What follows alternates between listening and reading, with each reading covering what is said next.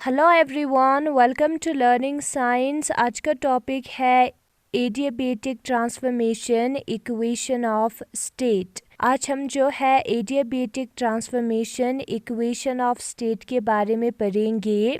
In adiabatic process, no heat is exchanged between the system and its surroundings, that is delta Q is equal to 0. For adiabatic transformation, first law of thermodynamics du is equal to delta Q minus delta W becomes du is equal to minus delta W or du plus delta W is equal to 0. Equation first. जो adiabatic process है उधर जो heat change है वो zero होता है। System और surrounding में हीट जो है वो एक्सचेंज नहीं होता है। तो अगर ऐसा होगा तो जो फर्स्ट लॉ ऑफ थर्मोडाइनमिक्स है जिसमें डी यू जो है वो बराबर होता है delta Q minus delta W के, वो बराबर होगा D U is equal to minus delta W, क्योंकि डेल्टा क्यू जो है वो ज़ीरो है। एंड अगर हम डेल्टा डब्ल्यू का साइड चेंज करेंगे तो D U plus delta W जो है वो ज़ीरो होगा और उसको हम इक्वेशन नंबर फर्स्ट जो है कंसिडर करेंगे। Now suppose 1 mole of an ideal gas is enclosed in a cylinder which is thermally insulated from its surrounding. हम क्या सपोज करेंगे? हम सपोज करेंगे कि जो 1 मोल है आइडियल गैस का वो जो है एक सिलेंडर में प्रेजेंट है और ये जो सिलेंडर है वो थर्मली इंसुलेटेड है सराउंडिंग से। Let it expands adiabatically so that the change in its volume at constant pressure is dV. और हम जो है इसको एडियाबेटिकली एक्सपेंड होने देंगे। लेट इट एक्सपेंड, ठीक है, उसको हम जो है एक्सपेंड होने देंगे एडियाबेटिकली, ताकि जो वॉल्यूम में चेंज होगा कांस्टेंट प्रेशर पे वो जो है डीवी होगा। Therefore work done by the gas that is delta W is equal to PdV। तो जो वर्क डन होगा वो जो है फॉर्मूला PdV के बराबर होता है, जहाँ पे dV जो है वॉल्यूम में चेंज है और उसको हम इक्वेशन नंबर सेकंड कंसिडर करेंगे। This work is done by the gas on its surroundings at the cost of its own internal energy, so there will be fall in temperature of the gas। और ये जो work done है जो कि gas करेगा अपने surrounding पे at the cost of its own internal energy, internal energy का जो है वो यूज होगा इधर, so there will be fall in temperature of the gas। And जब इंटरनल एनर्जी का यूज होता है तब जो है गैस के टेम्परेचर में डिक्रीज होगी, बिकॉज जो इंटरनल एनर्जी है वो फंक्शन होता है टेम्परेचर और वॉल्यूम का। हीट जो है हम सराउंडिंग से ले नहीं सकते क्योंकि जो वॉल है वो इंसुलेटिंग है, इसलिए ये जो एक्सपेंशन जो है वो इंटरनल एनर्जी के कॉस्ट पे होगा, जिसकी वजह से जो टेम्परेचर है वो डिक्रीज होगी।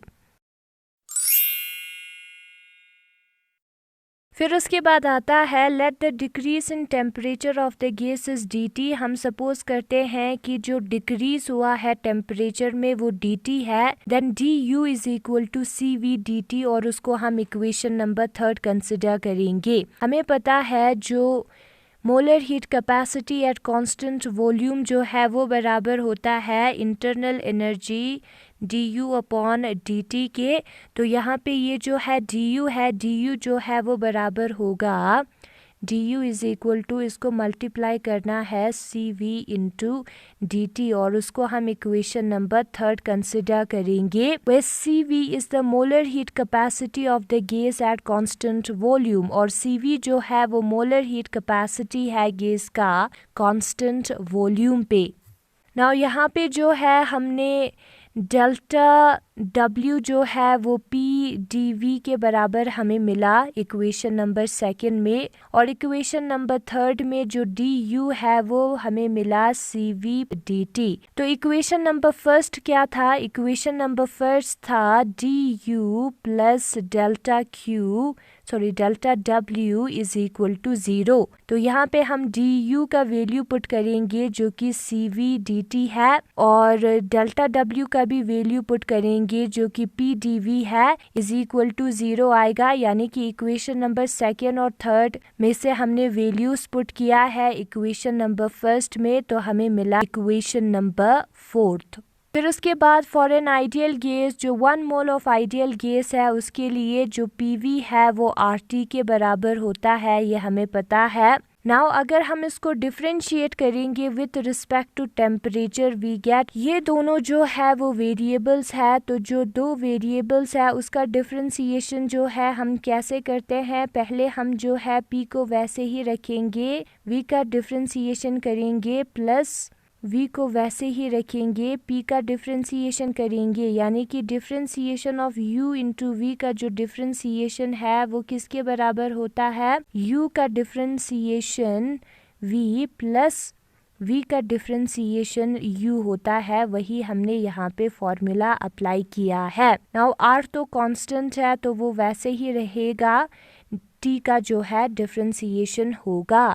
तो अगर हमें dt निकालना है तो r को यहाँ पे हमें डिवाइड करना है, तो dt जो है वो p dv plus v dp divided by r के बराबर होगा, और उसको हम इक्वेशन नंबर 6 कंसिडर करेंगे। Using equation 6 in equation 4 we get, now अगर हम इक्वेशन नंबर 6 को इक्वेशन नंबर 4 में यूज करें यहाँ पे dt के जगह पे, तो हमें cv ये वाला जो टर्म जो कि हमें इक्वेशन नंबर 6 से मिला plus p dv is equal to 0 मिलेगा। इक्वेशन नंबर 4 जो है वो ऐसा बन जाएगा। फिर उसके बाद हमने क्या किया है, ये जो इक्वेशन है उसको r से मल्टीप्लाई किया है, इसको जब हम r से मल्टीप्लाई करेंगे तो नीचे r है हो जाएगा कैंसिल, तो बचेगा ये वाला टर्म, और इसको जब हम r से मल्टीप्लाई करेंगे तो यहाँ पे r आएगा, एंड यहाँ पे हम 0 इंटू r करेंगे तो 0 आएगा। हम कर सकते हैं, तो हमें मिलेगा इक्वेशन नंबर 7।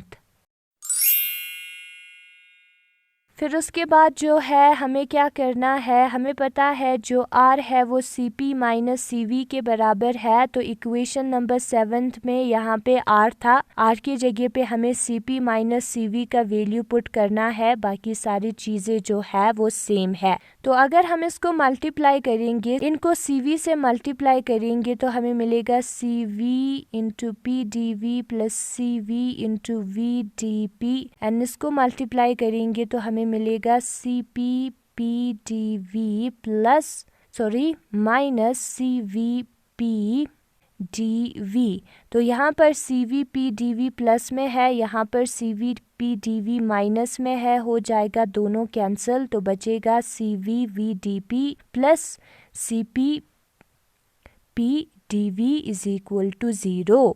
यहाँ पे CVV और जो प्रेशर P है उससे हमें क्या करना है, दोनों साइड्स को डिवाइड करना है। इस वाले इक्वेशन में CVP V से डिवाइड करेंगे तो CV ये कैंसिल होगा, DP अपॉन P जो है वो बचेगा, एंड इसको भी जब हम CVP V से डिवाइड करेंगे तो P जो है वो कैंसिल होगा, CP upon CV DV upon V जो है वो बचेगा इज इक्वल टू 0। नाउ हमें पता है CP अपॉन CV जो है वो गामा के बराबर होता है, ये फॉर्मूला है, तो यहाँ पे हम गामा का वैल्यू पुट करेंगे तो हमें जो है ये वाला इक्वेशन मिलेगा।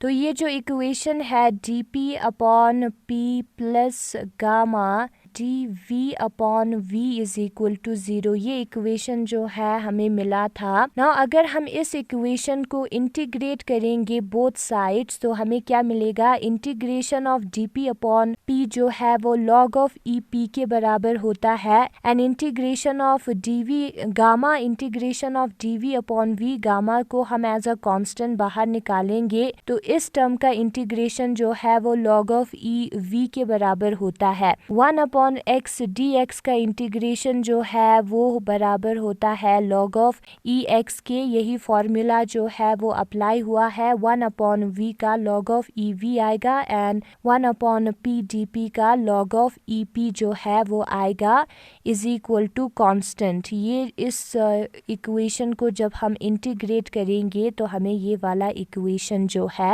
मिलेगा। ये जो है फॉर्मूला है log of m power n होगा, वो बराबर होता है n log ऑफ m के। तो यहाँ पे वही फॉर्मूला हमने अप्लाई किया है, जो गामा लॉग ऑफ वी है वो बराबर होगा log of we power gamma के। ये जो है फॉर्मूला है, तो हम उसको ऐसे लिख सकते हैं। फिर उसके बाद जो है और एक फॉर्मूला होता है log of m into N, जो है वो बराबर होता है log of m plus log of n के। तो इसको हम ऐसे लिख सकते हैं log of P into V power gamma is equal to constant. Now log को अगर हम इस साइड लेके जाएंगे तो एंटी लॉग हो जाएगा, तो anti log of a constant जो है वो कांस्टेंट आएगा। तो पी वी गामा जो है वो बराबर होगा इज इक्वल टू कांस्टेंट, और उसको हम इक्वेशन नंबर 8 कंसिडर करेंगे। If P1 V1 be the initial pressure and volume of a gas respectively, P1 जो है वो इनिशियल प्रेशर है और V1 जो है इनिशियल वॉल्यूम है गैस का, एंड अगर हम सपोज करें P2 और V2 जो है वो फाइनल प्रेशर एंड वॉल्यूम है गैस का, तो इक्वेशन नंबर 8 को हम ऐसे भी लिख सकते हैं, जो इनिशियल प्रेशर और वॉल्यूम पावर गामा होगा is equal to final pressure और वॉल्यूम पावर गामा होगा, और उसको हम इक्वेशन नंबर 9 कंसिडर करेंगे। Equation 8 is known as the equation of state for an adiabatic process, और ये जो इक्वेशन है उसको हम equation of state for an adiabatic process कहते हैं। P V gamma is equal to constant होता है एक एडियाबेटिक प्रोसेस के लिए, ठीक है। Other forms of equation of state for an adiabatic process, now हम जो दूसरे फॉर्म्स है इक्वेशन ऑफ स्टेट एक एडियाबेटिक प्रोसेस के लिए, उसको हम करेंगे since P V is equal to R T, जो पी वी है वो आर टी के बराबर होता है, हमें पता है फॉर 1 मोल ऑफ गैस। तो हम पी को कैसे लिख सकते हैं, आर टी अपॉन वी करके लिख सकते हैं, दिस इज वी, और ये जो है इक्वेशन नंबर 10 है। P V raise to power gamma जो है वो कांस्टेंट है अकॉर्डिंग टू इक्वेशन नंबर 8, और इक्वेशन नंबर 10 से हमें मिला था P V is equal to R T implies P is equal to R T divided by V. Now यहाँ पे हमें पी के जगह पे R T divided by V put करना है into V power gamma is equal to constant, वो यहाँ पे किया है। यहाँ पे हम क्या करेंगे, आर को जो है कांस्टेंट के नीचे लिखेंगे तो बचता है टी वी पावर गामा है, ठीक है, this is we power gamma है, और नीचे वी है उसको जब हम ऊपर लेके जाएंगे तो हो जाएगा -1 V gamma V -1, when the basis are same powers are added, तो वी गामा प्लस -1 जिसको हम वी गामा -1 लिख सकते हैं, जो कि यहाँ पे लिखा है। अगर हम कांस्टेंट को किसी और कांस्टेंट के साथ डिवाइड करेंगे, आर भी एक कांस्टेंट है, तो हमें कांस्टेंट मिलेगा। ये भी जो है एक इक्वेशन ऑफ स्टेट है फॉर एन एडियाबेटिक प्रोसेस। फिर उसके बाद हम क्या करेंगे, हमें पता है जो इक्वेशन नंबर 10 है उसके मुताबिक P V is equal to R T है, तो अगर हमें वॉल्यूम निकालना होगा तो हम R T divided by P जो है लिख सकते हैं, इसको नीचे ला सकते हैं। तो वही यहाँ पे लिखा है, also from equation 10 V is equal to RT divided by P। Now इस वैल्यू को हम जो है इक्वेशन नंबर 8 में पुट करेंगे, put this value in equation 8। Equation 8 क्या है, P V power gamma is equal to constant, ठीक है। नाउ यहाँ पे हमें V का वैल्यू पुट करना है जो कि RT डिवाइडेड बाय P है, पावर गामा है इज इक्वल टू कांस्टेंट। फिर हम क्या कर सकते हैं, इस R को जो है नीचे ला सकते हैं तो हमें कांस्टेंट ही मिलेगा। तो यहाँ पे बचता है P T divided by P power gamma, इसको हम ऐसे भी लिख सकते हैं P T power gamma P power minus gamma, क्योंकि P जो है वो नीचे है, और उसको हम लिख सकते हैं T power gamma P power 1 minus gamma. तो T power gamma P power 1 minus gamma जो है वो कांस्टेंट आएगा। हम ऐसा भी कर सकते हैं, यहाँ पे क्या बचता है, जब हम R को इस साइड लेके जाएंगे तो बचता है P T divided by P power gamma. इसको हम ऐसे लिख सकते हैं P power 1 T power gamma divided by P power gamma. इसको अगर हम नीचे लेके आएंगे तो क्या होगा, पी पावर -1 होगा, तो यहाँ पे गामा -1 आएगा। When the bases are same powers are added होगी, तो उसको हम ऐसे भी लिख सकते हैं।